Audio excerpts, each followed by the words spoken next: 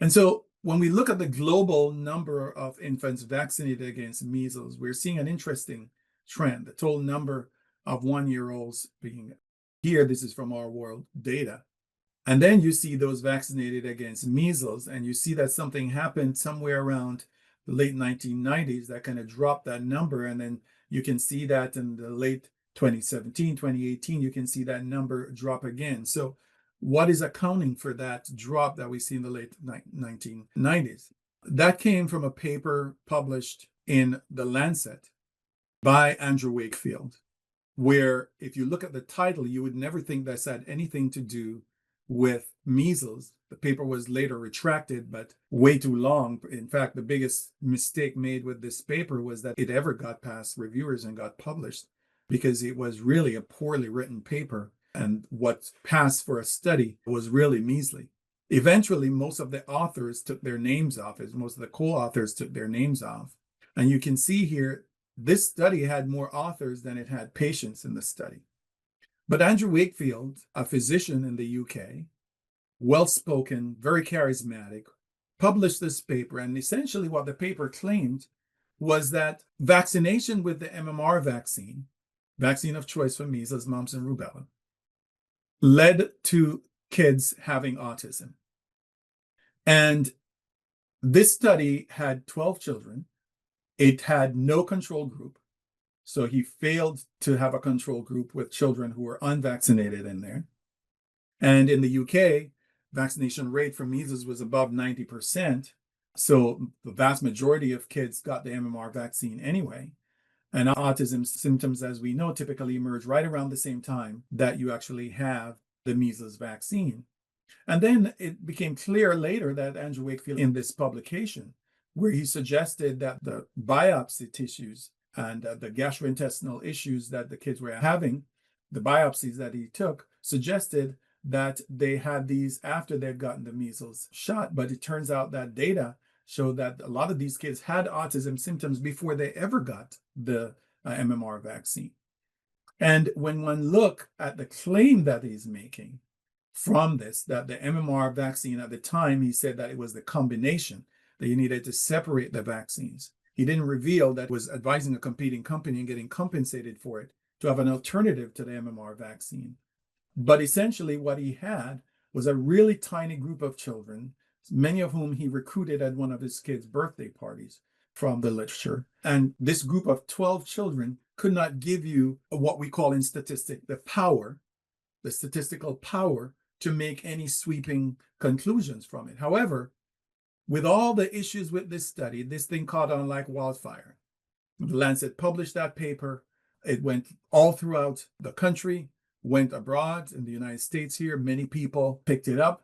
Andrew Wakefield, after losing his license in the UK, literally took up residence here in the United States, where he found many supporters of this myth that the MMR vaccine was linked to autism. Now, in the aftermath of that, many other studies found that there was no link. His study was published in 1998. Almost immediately, a study came out in 1999 looking at 500 children, way more than he ever looked at, finding no link. Then there was another study in 2001 with 10,000 children. Then the Danish study with over 500,000 children. Then there was another study from Finland with another 500,000 children. Then there was another study in 2004 refuting these claims, showing that he falsified data. And so essentially, there were studies after studies after studies that showed that there was no link between the MMR vaccine and autism. But look at the data from the UK. You can see the vaccination rate above 90%, right around 91%. It started dropping a little bit before Wakefield's paper. And then it plummeted for many, many years after. And so measles cases went up significantly. It was a similar trend in the US, where MMR vaccine uptake plummeted after that paper came out, dropping precipitously before we started seeing a rise again. So the effect of this misinformation and disinformation based on Dr. Schachtner's presentation really resonated with people. And When you look at study after study, the Wakefield study in 1998, he actually came and followed up in 2002 with another study that was also retracted. And study after study refuted the MMR autism link, but it didn't seem to matter much to people.